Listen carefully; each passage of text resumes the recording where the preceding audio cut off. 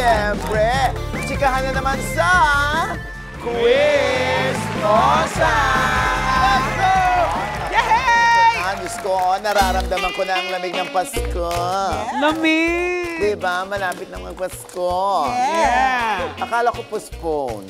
Bakit? Hindi mangyayari yun, no? Tuloy na tuloy ang Pasko, Papa Kaya, Mo. oo nga, siyempre tuloy na tuloy din ang Film Fest. Ah, yes! Yan ang laging inaabangan ng bawat Pilipino. Yes, excited na ako Kasi dyan. talagang pure Pinoy films ang pinalalabas tuwing Pasko hanggang January 4 hanggang January 7.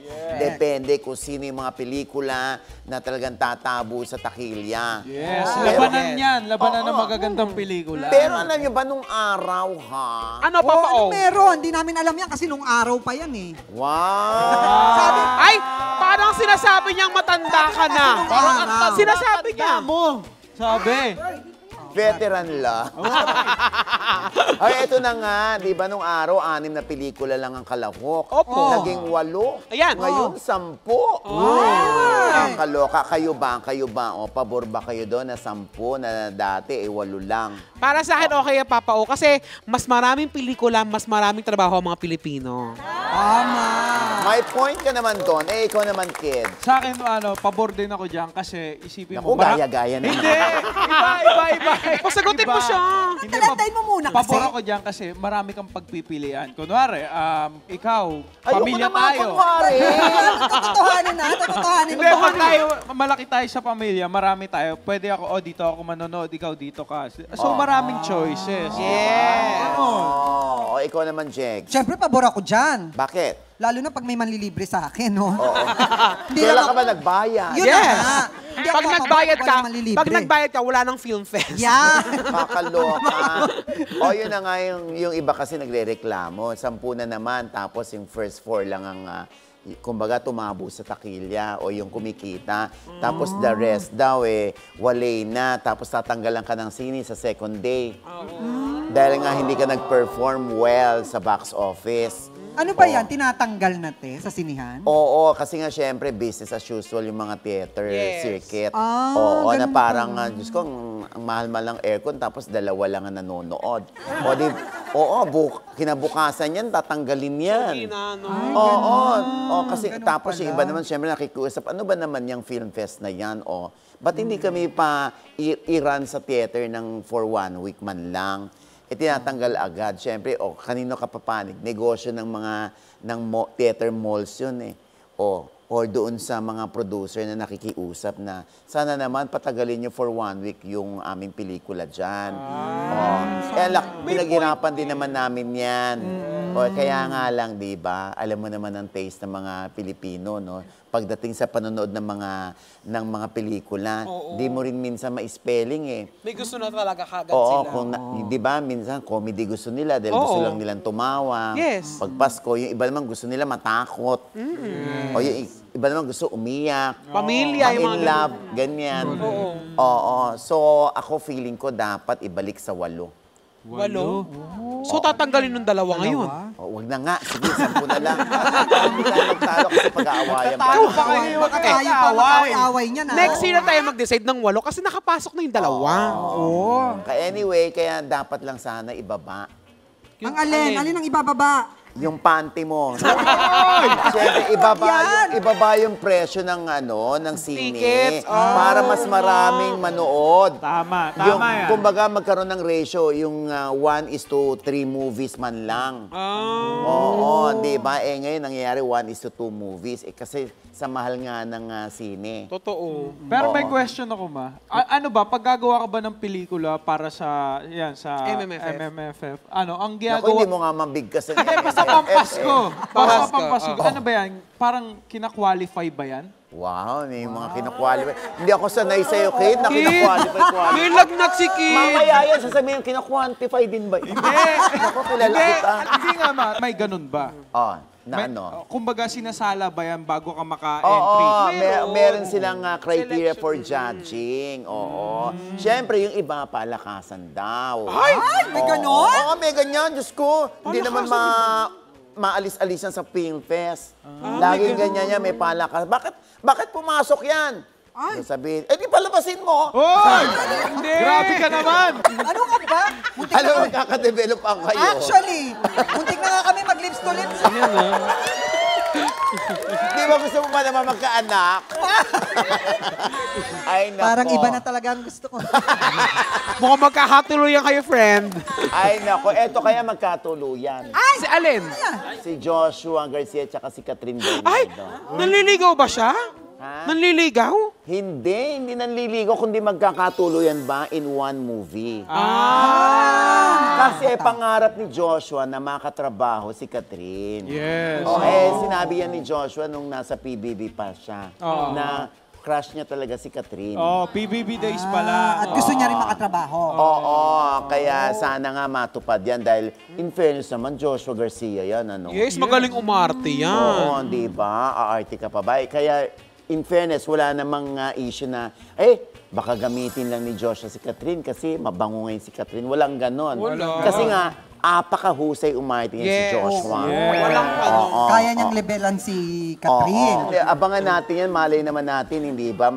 Matupad ang pangarap ni Joshua. Ako gusto ko mapanood yan. Pero ayun nga iniisip ng iba, paano yung friendship ni Joshua kay Daniel Padilla? Oo, Kasi di ba, kilalang magkaibigan yung dalawa naman. Pag trabaho. Trabaho lang. Wala yung personal. Oo, di ba? At eto na nga, nakakaloka pang ETU. Yan! Eat you? Ay, nako. Ano ETU mo? Ako na magbabalita. Eto. Nakakaloka naman ito. Buhay na buhay at lumalaban pa sa buhay kung bakit tinatapos na.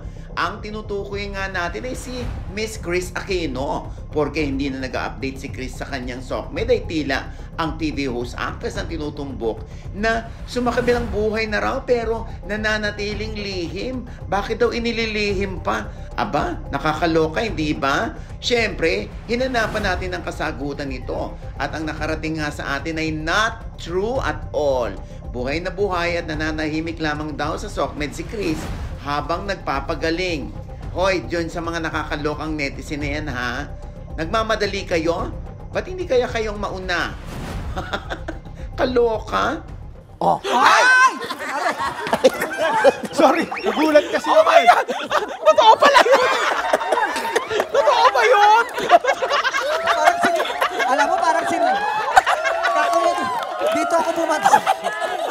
Dito ako bumagsak. Iba yung binagsakan ko. Ano? Parang iba ang amoy niyan. Ay, nako. Uy, naku, nag-e-enjoy tayo dito. Hindi naman yung apat nandun, nag-e-enjoy din naman sa reviews, Ayan, oh! Kita-kita! Oo, aba, gusto nilang matuklasan kung anong itatanong natin dyan sa kanila, ha? Oy, nako, ha? Kayo, ha? Baka natatakot kayo dyan, huwag kayo matakot. Dahil nakakatakot yung pelikula ninyo. Yes! Oo. Ay, halina kayo! Halina na sila! Halika na! Quiz me! Isa na! Go! Hi! Ayan, let's welcome mga artista ng MMFF entry na Strange Frequencies, Taiwan Killer Hospital, Rob Gomez, Raf Pineda, Alexa Miro, and Zard Caru. Ayan. Oy, kumusta? Nakakaloka ang mga kinuha sa pelikulang Strange Frequencies ay mga vlogger, mga influencers, no? Katulad si Raf, tama? At si Zard Caru. Oo. Anong feeling na nabibigyan kayo ng pagkakataon dahil napansin kayo sa digital world? Finally, yung mga pinapangarap namin is unti-unti na nagkakatotoo and amazing feeling. Paano kayo na-discover, Raf? Actually, may background din po talaga ako sa theater. And I do commercials. So, siguro, doon. Doon ako na-discover. And then, Grabe rin ang pilantik ng daliri niya. Hindi mo na siya kailangan tanongin. confirm. Pag nag-e-explain, pati mga daliri nag-e-explain. Oo. O, tapos, si Zard Caru, paano ka na-discover? Ako po, minessage ako ni Ken na gawa Si daw Ken, kami- si Enrique Hill. Yes po, si Enrique Hill na maggawa daw kami ng documentary film like sa explore yung mga haunted places. Tapos sinadjust ko yung Shinglin Hospital. And then habang nag-meeting kami, sabi niya, what if gawin natin tong long form? sa palabas natin sa mga sinyan. So, Si Enrique ay co-producer. opo. Tama? Opo. Oh. Rob, kumusta ka na pagkatapos ng mga kontrobersiya? Okay naman po. Buhay pa din. Oh. Buhay pa din. Ayan, yung mga tingin sa akin ni Rob, parang huwag mo na akong tanungin tungkol doon. Di ba? Anyway, anong pagkakaiba nitong strange frequencies dito sa lahat ng entities ng MMFF? Yung strange frequencies po kasi parang meta-found footage. So wala po kaming ibang character na piniplay. We go as ourselves. We went as ourselves po. As in kayo mismo yun? Opo, kami po And talaga. everything was shot by Kami rin po yung ourselves also. Opo. Oh, Kami rin mismo No camera kumuha ng crew. lahat. Walang crew, walang script. talaga? Opo. Wow, paano nangyari yun? Ano yan? Thank you! Diba? Ang taray naman. Pero may staff pa rin na nasa set. Nasa labas po sila Okay. ng hospital to make sure lang po na safe po kami. So ano to, takutan kayo? Opo. Takutan Pasimulo kayo. ko kasi. Oh, para siyang ghost hunting po yung Opo. goal talaga. Tapos, naisipan nilang gawing pelikula na din. So, andito na po tayo ngayon. Sarkaru, ikaw naman, ano yung field na nandun ka sa vlogging? Ano yung mga beat mo? Ako po, nag-explore po ako, nag-travel ako around the world to explore yung mga bagay na hindi nakikita. Like, mga abandoned places, ganun. Talaga? Yeah, kasi usually when we go to countries, di ba, pinupuntahan natin yung mga tourist spots. Ngayon, yung ginagawa ko po, yung mga dating tourist spots na ngayon abandoned na. So, ayun po. The last time I just went is last week po. I was in Japan shooting videos there. So yung mga ganun, ginagastosan mo? Wow. Opo. Ganun talaga pag mga vlogger. Kanya-kanyang diskarte yan para ano, di ba? Para mas mataas yung views na makuha mo. Opo. Ikaw naman, Raph, ano yung beat mo? Nung pandemic ko kasi, I'm a live streamer and yung content ko is kakaiba, which is tarot reading. So most of the live streamers po kasi during the pandemic was singers. So para siguro mapansin ako, yun, ginawa ko yung pagta-tarot reading. So yun, until now, I do it. And then I'm also into astrology, Reiki healing. Ayan, nagtatarot reading siya. Wow, nga. Akala ko karot. Tarot. Ano ka, kuneho? Akala ko talaga. Hindi ka bumabasa sa ano lang, itsura lang, sa aura. Ayan. Sample. Sino po ba? Parang Si Tonton. Pataas mo yung kamay, pwede. Wag. Pwede taas yung kamay. Taas mo yung kamay mo. Pataas mo yung kamay niya para mahulaan mo agad yung future niya. Paturo mo yung ilaw. Huwag mo na akong hulaan. Maitim to. Tinapos agad. O anong hula mo kay ano? Anong nakikita mo kay Ton? next year, more on revolving sa career yung... Meron din konting love life, pero parang... Konti lang. Konti lang! Ang dami kong love life ngayon, so mababawasan next year. May love life siya. I mean, next year, parang hindi masyadong yun yung focus. It's yun more on ang sa focus career. mo. Huwag niyo ipapalabas to, ah. Baka makapag-isip siya eh. Si Kid naman, ano nakikita mo? Parang siya po yung future ko. Charing. Yan. Sara, ikaw raw ang future niya, Kid. Ako, huhulaan din kita. Yan! Ayan. Anong nakikita? Anong nakikita mo? Si Rap, nakikita ko next year, iiyak ka. Iiyak, promise. Bakit? Tsaka, syempre, paiyakin siya neto. Oy, grabe na naman. O ayan, ako, eto na. Ngayon, magkakaibigan kayo, mamaya magkakagalit kayo. Kaya good luck, players! Quiz Misa na! Sarkaru, Alexa, Rap, at Rob. Meron tayong 2 rounds dito. Ang may highest score after 2 rounds, panalo ng 20,000 pesos. At maglalaro sa jackpot round. Kaya eto na ang round 1. Totoo ba? Sumagot ng true lalo kung true at eklavu kung false. Ayan, dito walang steal ha. Kada tamang sagot, 1 point. At i-remind ko lamang sa inyo, ang kamay sa tenga, ang siyang ipipress sa buzzer. At kailan marinig nyo muna ang salitang dali bago humampas. Okay? Kamay sa tenga. Ito na ang Q1. Hindi lang sa apelyido, totoong may brilyantes na siya. Kasi nakatanggap si Andrea Brillantes ng singsing worth more than 1 million pesos. Yes! Oo, totoo yan. Totoo ba yan? Oh, hindi totoo yan. Nako, naniniwala ba kayo? Trulalu or Eklavu? Ichika mo na! Dali! Yes, Sakaro. True lalo. Trulalu is correct! Yun nga yung surprise kay Andrea bilang celebrity and ambassador ng isang diamond jewelry store. At sabi pa nga niya sa isang interview noon, I think hindi ako papayag sa 200 peso ring lang. Hindi naman siya cost but how much you are willing to give. Oh, naku, sino kaya yung pinariringgan niya? Kamay sa tenga! Ito na ang Q2. Sa Metro Manila Film Fest 2024, ang mga kalahok na pelikula ay 12. Naniniwala kayo? Trulalu or Eklavu? Chika mo na! Alexa, may pangangailangan? Chika mo na! Dali! Alexa, ano nangyari? Raf. Eklavu. And you are correct! Kamay sa tenga. Ito na ang Q3. Sa music video ng kantang Someday ni Regine Velasquez, ang kapartner niya doon ay si Ogie Alcacid. Naniniwala kayo? Trulalu or Eklavu? Ichika mo na!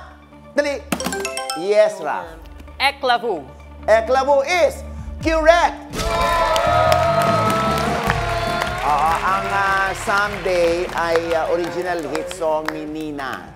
Yan. At tama ka, si Piolo Pascual nga. Up next, si Sian Lim. Aba, masayang-masaya daw. Bakit kaya? Meron na ba siyang bagong pag-ibig? Nagkita na ba sila ni Kim Chiu? Nagkausap? Aba, yan ang ating aalamin sa pagbabalik ng Quiz Mosa! Dumako na tayo ngayon sa ating round 2. Mamili ka! May multiple choice na tayo this time. Isang still lang ang pwede. Kada tamang sagot, 2 points. Last round na ito, ha? Kaya galingan nyo, ha? Players, eto na, kamay sa tenga. Ito na ang Q1. Maraming post si Sian Lim ng bagong pinagkakaabalahan niya outside of showbiz. At yon ay ang pagiging ano? Is it A, piloto, B, chef, C, photographer? Ichika mo na! Dali! Yes, Rob. A, piloto. A, piloto is correct! Gusto ko yung kagatlabi ni ni Robert. Kamay sa tenga. Ito na ang Q2. Isa sa biggest Hollywood hits ngayon taon ay ang musical na Wicked. Yan, ang ganda. Sinong sikat na singer ang isa sa mga bida? Is it A, Taylor Swift, B, Ariana Grande, C, Dua Lipa? Ichika mo na! Ay! Wala pa. Dali! Yes, Rob! B, Ariana Grande. B, Ariana Grande is correct! Sandali, nag-aaway na si Alexis at si Rob. Sorry. Anong issue ito? Kasi pinag-uusapan na po namin kanina yung movie eh. Napag-usapan na namin Favorite yung... ko po kasi si Ariana Grande. Kinakanta niya na kanina yung song. Kamay sa tenga. Ito na ang Q3. Okay, ito, 10th wedding anniversary ni Marian Rivera at Ding Dong Dantes ngayong December 30. Kung matatandaan ninyo saang simbahan sila ikinasal noong 2014? Is it A, Manila Cathedral, B, Santo Domingo Church, C, Cubao Cathedral? Ichika mo na! Dali! Yes, Raf. A. Manila Cathedral. A. Manila Cathedral is... Kirong! Step back, Raf. Kamay sa tenga. Still! Yes, Alexa. Santo Domingo Church. Santo Domingo Church is... Kirong! Obviously, ang tamang sagot ay Cubao Cathedral. At yung reception nga ay malayo naman ginanap sa MOA Arena. Diba? Taray, no? Ngayon naman, sino na ang ating may highest score, kid? At eto na nga, Mama O, ang final scores. Tignan na natin. Okay, si Alexa ay nakakuha ng bokya. Sorry, Alexa. Si Zart Caru naman ay merong 1 point. Okay? Si Baby Raf ay merong 2 points. Baby, sorry. Magaling si Rob eh. Si Rob naman ay merong 4 points. Congrats sa'yo, Rob. Wow! Kaya ang ating chika winner ay ikaw, Rob! Congratulations! At meron kang 20,000 pesos! Yeah! At sa itatlo naman, Zart Caru, Alexa at Raf, tatanggap din ng 5,000 pesos! Halika na, Rob! Jackpot round na tayo kung saan pwedeng madagdagan, Rob, ang iyong 20,000 ng 30,000 pesos! For a total of 50,000 pesos, ses. yes! Yan ay kung makukuha mo ang tamang sagot, ha? At malalaman natin yan sa pagbabalik ng Quiz Bossa! Rob, andito na tayo ngayon sa ating jackpot round na... Push mo na yan! Isang tanong na lamang ito, worth 30,000 pesos. 5 ang choices mo. Kung mahihirapan ka na tugunan ang tamang sagot, aba, pwede tayong magsyunggal ng 1 hanggang 3. Yung first 2 mo ay 5,000 pesos ang ibabawas natin. Ha? Yung third mo naman, 10,000. So, 10,000 na lang matitira sa'yo. Okay. Oo. Rob, eto na ang iyong jackpot question. Oh my God! Wala ba? Naging tradisyon na sa MMFF ang horror trilogy na Shake, Rattle, and Roll. Ito yung 3 horror stories in one movie. Ano ang title ng pinakaunang kwento o istorya sa pinakaunang Shake, Rattle, and Roll? Is it A, Kandila, B, Frigidaire, C, Manananggal, D, Baso, E, Anino?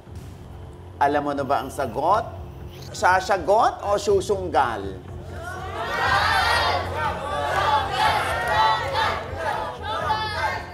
Sunggal tayo. Isa. Sunggal? Yeah. Minus 5,000, sunggalin na yan! Oh. Tinanggal ang kandila. Alam mo na ba ang sagot? Yes po. Ano? Sasagot na po. Wow! Tingnan natin, ha? Ano ang iyong sagot? C. C, Manananggal. manananggal. Parang hirap naman na ito. Manananggal, Sunggal is ba? that Isa your ba? final answer o susunggal tayo? Sige, sunggal pa tayo. Isa pa. Sunggal ang isa pa! Let's go! Sunggalin na! Tinanggal ang anino. 3 na lang. Frigidaire, manananggal, o baso? C. Letter C. Manananggal. Manananggal. I think it's safer. Pero parang baso eh. Letter D, baso. Ano nga?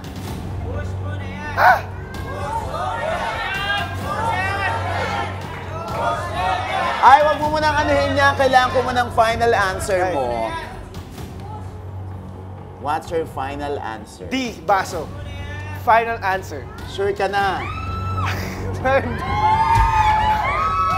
C, manananggal.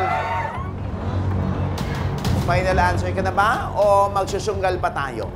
Magpa-final answer na po. What is your Sagot. final answer? My final answer is letter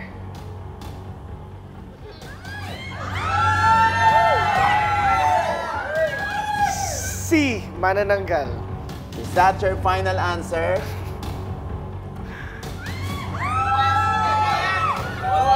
No? Can I change? Letter D, baso. Is that your final answer? Yes, that's my final answer. Kung sigurado ka na baso, kaya mo na bang i-push yan? Kaya po.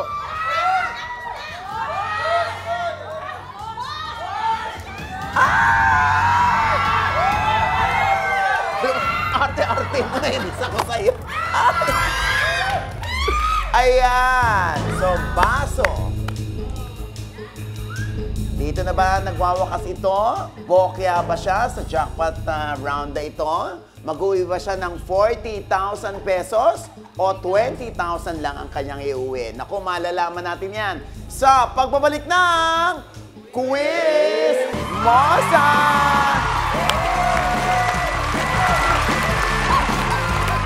Ayan, bago natin malaman kung tama ang sagot ni Rob, pag-usapan muna natin itong mema. Ayan na nga, palapit na ng palapit ang Pasko. Uso na naman ang pagpaparamdam ng mga magulang sa mga ninong at ninang para sabihin ang request ng kanilang mga inaanak. Ang issue, dapat bang diktahan ng mga magulang ang mga ninong at ninang ng kanilang mga anak kung anong regalo ang dapat nilang ibigay? Nako, quizmates, anong masasabi ng mga kapitbahay natin dyan? Papauhin ito kapitbahay, principal namin to. Principal na po masasabi. Principal yan! Yung outfit niya kasi pang principal. Ma'am, ano po?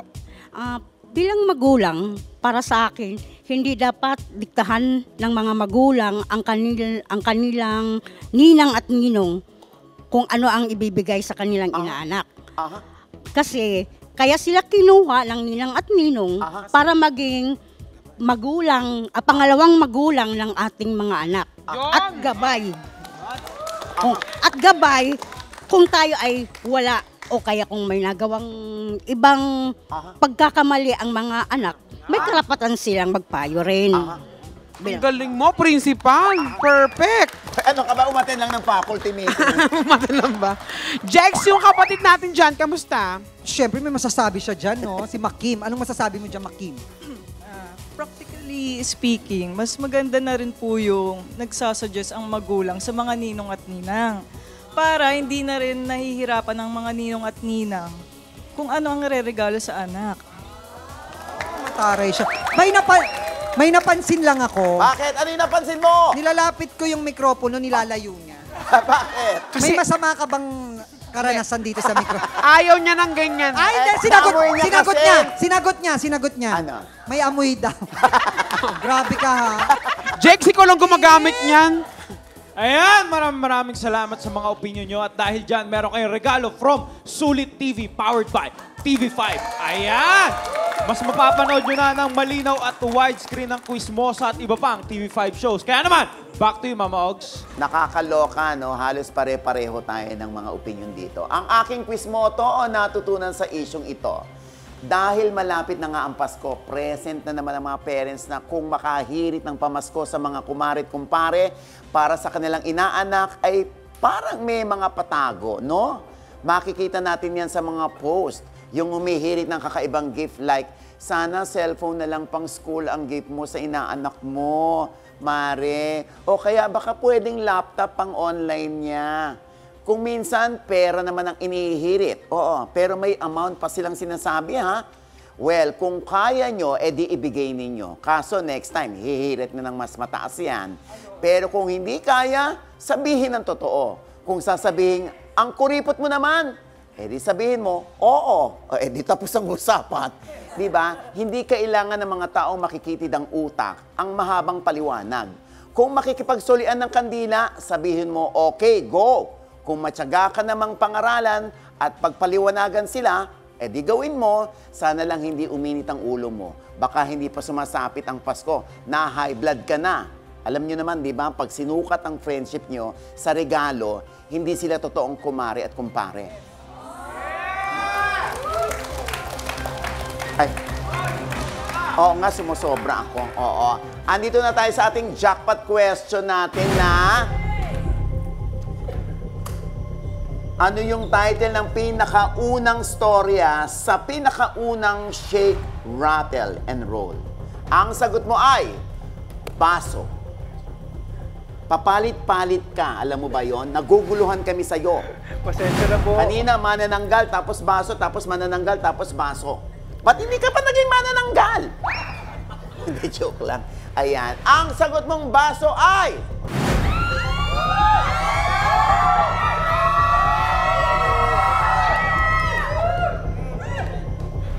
Sayang. Ba't ka nagpalit? Parang familiar po kasi yung title na baso sa akin eh. Oh. Bilang po ako doon sa huling Shake, Rattle, and Roll, napag-usapan po namin ng ilang beses lahat yung mga mga titles and mga kung pang ilang Shake, Rattle, and Roll yung nagawa ng mga kapwa-artista namin doon. Oo. So napagkukwentuhan po siya. O, sino naging horror queen noon? Hindi po natin sigurado yan. Hindi ko po sure. Sino po? Kaya nga kita tinatanong, hindi ko alam. Hindi, siyempre ang kilala si Janice de Belen, Manilyn Reynes, at si Chris Aquino. Pero ang sagot mong baso ay...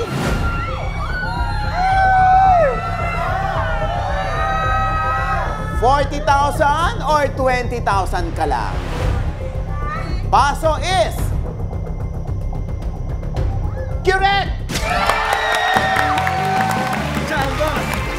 Buti na lang pinalitan mo. Congratulations! Nanalo ka ng 40,000 pesos! At eto na nga ang katotohanan dyan. Ang unang Shake, Rattle, and Roll noong 1984 ay may 3 storya. Pangatlo yung manananggal. Pangalawa yung frigidaire at una yung baso. Oo. Ito'y tungkol sa mga bagets na naglaro ng Spirit of the Glass. So tama din po ba yung sagot ko ng manananggal? Yung manananggal, pangalawang kwento yun. Pangalawang kwento. Oo. Ayan. Halika na rito, Raph, Alexa, Zart. Hey, let's go. Oo, ayan. Ang inyong imbitasyon sa kanila, mga anak. That's one. Ano ang inyong imbitasyon? Ito. Go ahead, Alexa. Hello po sa ating mga kapatid. Samahan niyo po kami sa mga sinehan ngayon para sa isang kakaibang experience, Strange Frequencies, Taiwan Killer Hospital.